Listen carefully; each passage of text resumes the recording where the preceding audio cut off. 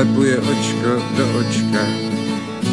Řetězy z papíru, není to jen tak z plezíru, a v domě voní Vánočka. Co kdyby třeba zrovna teď pohyby prstů stále stejný. Už ví, že je to beznadějný, už to ví, že se nedočká. Řetězy papírový změní se na okovy, nikdo jí neodpoví, nikdo se nezeptá. Za šperky safírový nekoupí to, co není, je jako ve vězení. Vánoční noc,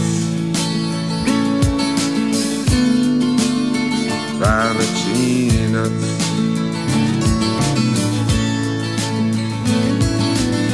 Pomalu chystá večeři, prostírá po paměti.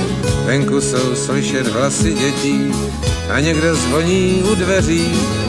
Běží jak voda v potoce, je to jen pošťák s telegramem, zarámovaný dveřním rámem.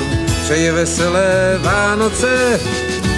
Řetězy papírový změní se na okovy, nikdo jí neodpoví, nikdo se nezeptá. Za šperky safírový nekoupí to, co není, je jako ve vězení. Vánoční noc, vánoční noc.